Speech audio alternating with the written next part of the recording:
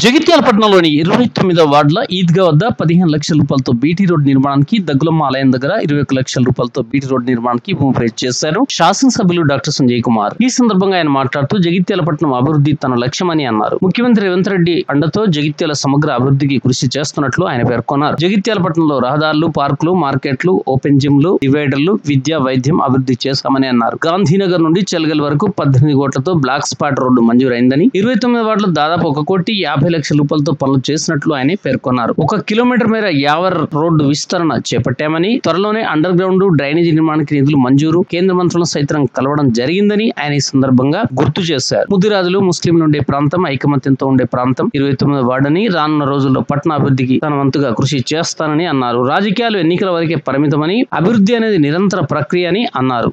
మనం మెల్లమెల్లగా మనము ఈ యొక్క నిర్మాణ పనులు అనేవి చాలా వేగంగా మనం చేసుకోవడం అనేది జరుగుతుంది. మాకు చాలా యాక్టివ్ ఇంజనీర్స్ ఉన్నారు, చాలా సహకరిస్తున్నారు. ఇక్కడ ఉన్నటువంటి పురపాలక సిబ్బంది కూడా ఎప్పటికప్పుడు వాళ్ళ సహకారాన్ని అందిస్తూ పనులు చాలా త్వరగా అయ్యేటట్లు వాళ్ళు చర్యలు తీసుకుంటున్నారు.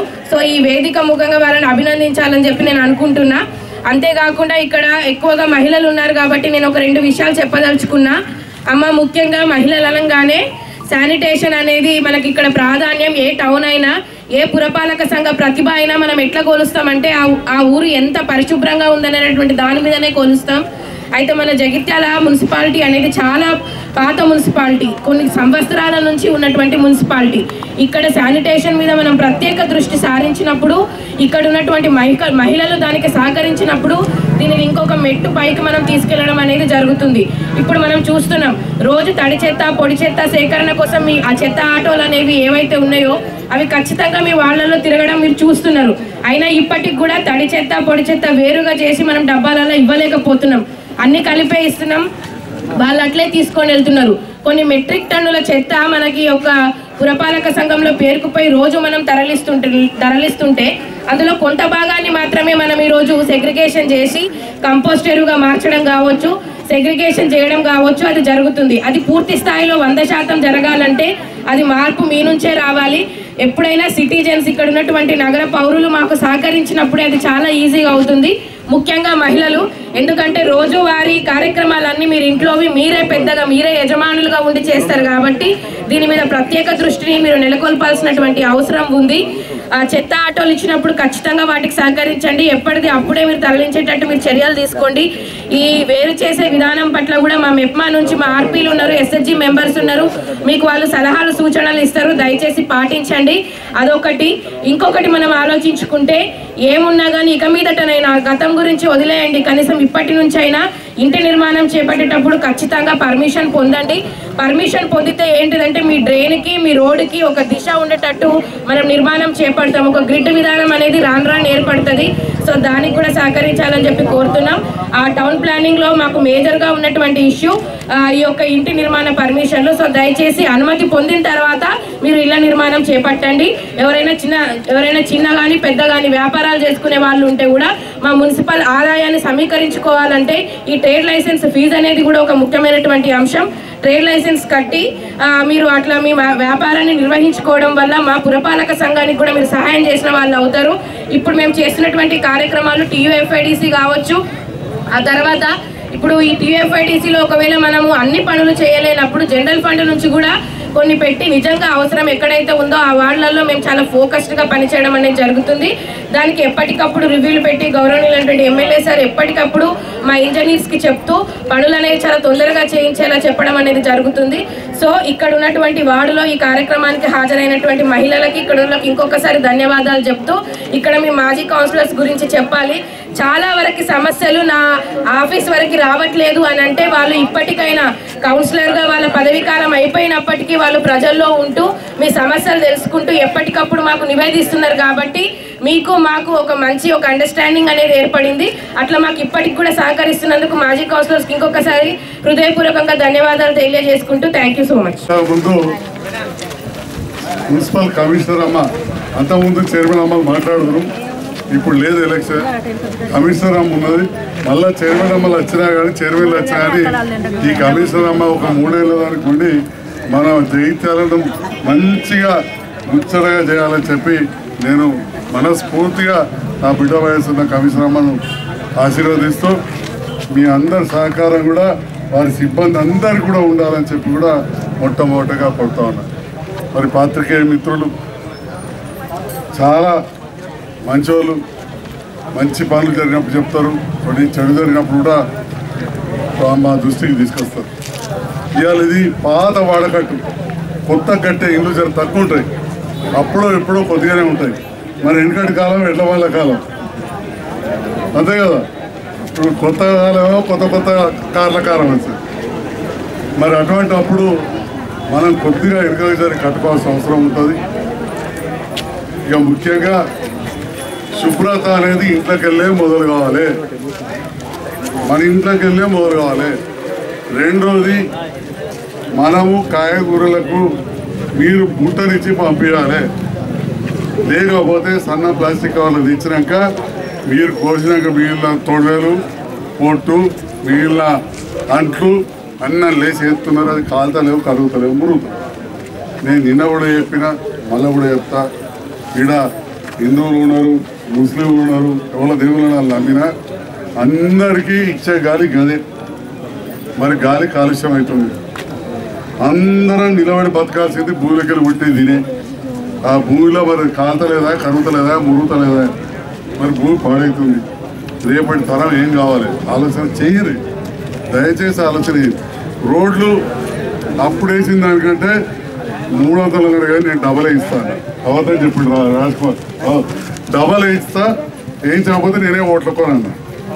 డబల్ కాదు 300 ఇస్తా అన్నాడు. ఇప్పుడు 600 అన్నాడు. 600 కాదు, ఇంక 800 అయి ఉంటాయి, 800 అయి ఉంటాయి.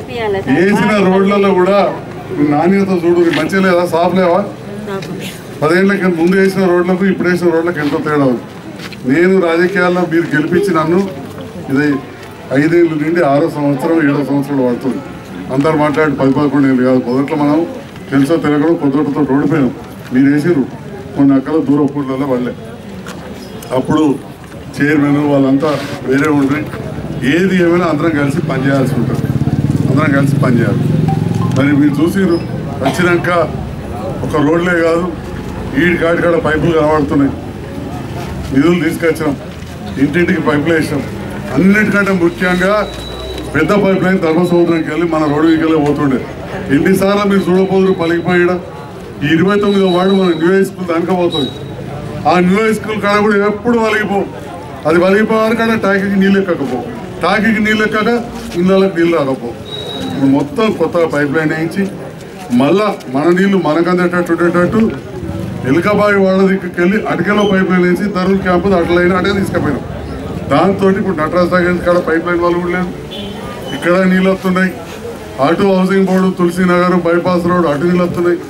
ఇంకా కొత్త ట్యాంకులు చెప్తూ మా మల్లికార్జున కౌన్సిలర్ ఆ వాడకట్టుకెళ్ళి వచ్చి శంకులపల్లకెళ్ళి ఆడ నీళ్ళ ట్యాంక్ తిప్పలపేట గ్రామ పంచాయతీలో కడితే ఇప్పుడు శంకులపల్లి జైత్యాల కలిపినాక ఇంకా నీళ్లు తాగుతున్నాం మొన్న. అంటే ఇప్పుడు మళ్ళీ ఒక పెద్ద టాకీ కట్టించినందుకు నా చెప్పుల రేటు తిరుగుతుంది, ఇక్కడ ఇలా వెళ్తుందో లేదో. ఇప్పుడు పైలకి ఇంత దొడ్డ అయింది, ఏదైతే ట్యాంక్ కడుతున్నా ఈ గడికి ధరంపూర్ తవ్వకు బైపాస్ రోడ్డుకు మనం చాలా నీళ్ళు ఇచ్చే అవకాశం ఉంది. మరి అదేవిధంగా పేదవాళ్ళు చాలామంది ఇక్కడ నుంచి డబల్ బెడ్రూమ్లకు వెళ్ళరు, వాళ్ళకి నీళ్ళు వచ్చినాయి.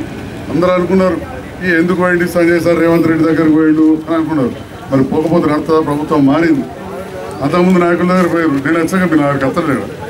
అట్లనే పోయి ప్రభుత్వంతో ఉంటే సార్ రోజు నేను తిట్టుకుంటూ పోతుంటే నాకేమవుతుంది, నాకు ఉన్నొక బిడ్డ లగవైపోయింది, ఇంతమంది మా అవ్వలు కుటుంబ సభ్యులు అంతా నాకు ఎదుర్కొంటూ ఉన్నారు, మరి మంచో చెడో పనులు చేయాలి మీతో ఉంటా అని చెప్పినా ఉంటుందా?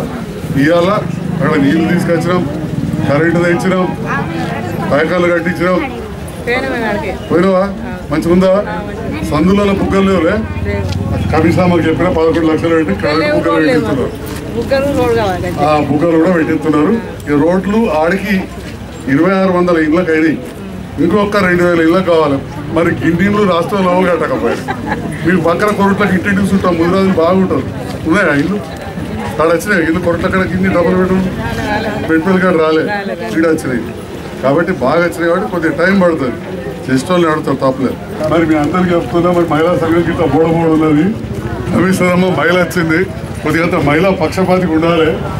జల్దీ 4 పైసలు పెట్టి మా ఇంజనీర్స్ వేడి ఏ సాబ్ డి సాబ్ చిన్న ఎస్టిమేట్ చేసి మరి ఎల్లకాడ చేయించి మా మహిళలు కూర్చోబెట్టేది మంచిగా జరుగుతుంది. సపోర్ట్ కొట్టుంది మరి మా ఏ సాబ్ ఎస్టిమేట్ చేస్తాడు, కమిషనర్ పైసలు మంజూరు చేస్తాడు.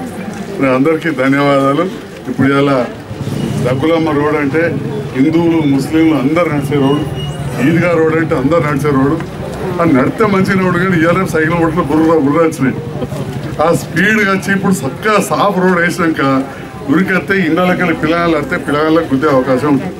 మరి ఇదొక పెద్ద సమస్య తయారైతే బాగా బాధ ఉంటుంది. ఎందుకంటే గది బొందలు ఉంటేనే ఓసారి నేను బాగా సార్లు వచ్చింది వాడకట్టుకు 2 సార్లు వచ్చినా నేను అందరూ చూసిరా 40-50 సార్లు వచ్చి ఉంటాయి కదా. అట్లా వచ్చినప్పుడు ఓసారి బుర్రోని అయితే మాకే గుద్దుతారా అయిందని పెడతారు. రేపటి ఈ సంటి పిల్ల బయటకు వచ్చే వరకు వాడడం బుర్రోని వస్తే సాఫ్ రోడ్ అయినాక. అందుకోసం మరి స్పీడ్ బ్రేకర్లు ఖచ్చితంగా పెట్టాల్సిందిగా ఈ సందర్భంలో కోరుతా ఉన్నా. అంతకుముందు కూడా ఇక్కడ స్పీడ్ బ్రేకర్లు పెడితే నన్ను బాగా మంది విమర్శించారు.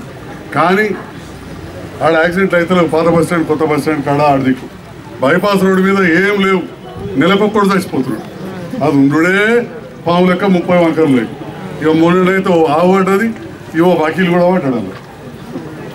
ఫైర్ ఇంజనీర్లు పోయి తీయాల్సి వచ్చింది ఆ బైపాస్ రోడ్లో. ఉన్ననే శానిటరీ ఇన్స్పెక్టర్ గారు తీసుకుపోయి చెప్పినమ్మా కమిషనర్ గారు, ఏఈ గారు వాటి మీద కొంచెం ఇనుప ఏమన్నా వేయించాలి, స్లాబ్లో ఆల్రెడీ ఉంటే జరిపిండ్రు, అది కొద్దిగా చూడాల్సిన అవకాశం ఉంటుంది. అదేవిధంగా సందర్భం వచ్చింది కాబట్టి చెప్తా ఉన్నా, మనం మర్చిపోతా అని ఆ పైప్ లైన్లకి కూడా చెత్త పోకుండా ఇనుపై చేసి పెట్టాలి. ఇక్కడ పెట్టాం, ఇక్కడ స్టార్టింగ్లో కరీంనగర్ రోడ్లో అది పెట్టాలని చెప్పి కోరుతూ మరి మా युवत उन्नारू नौजवान साथियों बुजुर्गों सबको सलाम। मेरे इतना अच्छा रोड़ा कर रहे, गरा कर रहे, लाइटा दे रहे, पानी का इंतजाम करे। आप लोगों से भी मेरा गुजारिश है, घर में से ही कचरा अलग अलग जाना, प्लास्टिक अलग जाना, ये अलग जाना। अपने मोहल्ले से भी बहुत लोग वहाँ गए, इस्लामपुरा या ये एरिया से कम 400 लोगों को करा है, कम से कम 400 मुसलमानों का है। दादापू 1000 మంది హిందువులకు వచ్చింది మన గాంధీనగర్ ఈ ప్రాంతం అందరూ వెళ్తే. కాబట్టి ఆ చెత్త విషయంలో ప్రత్యేకంగా ఉండాలి. మీరందరూ కూడా చాలామంది పేదవాళ్ళు తెలుసు, మీ గురించి మేము అన్నిటిలో పట్టించుకుంటాం. ఇందిరమ్మ ఇల్లు పోయినసారి ఇవ్వలేకపోయినాం, అవి కూడా ఇందిరమ్మ ఇల్లు ఖాళీ జాగాలు ఇట్లా ఈ కూలిపోయి ఇల్లు ఉన్న కాడ ఇంకా 3.5 ఏళ్ళు ఈ రేవంత్ రెడ్డి గారి ప్రభుత్వం ఉంటుంది. ఈ 3.5 ఏళ్లలో సంవత్సరానికి కొన్ని కడతా పోతాం, అన్నీ ఒకటేసారి రావు, ఒకటి వస్తాయని చెప్పి కూడా మీ అందరికి కూడా తెలియజేస్తూ పేరున హృదయపూర్వక ధన్యవాదాలు తెలియజేస్తున్నాను. Thank you.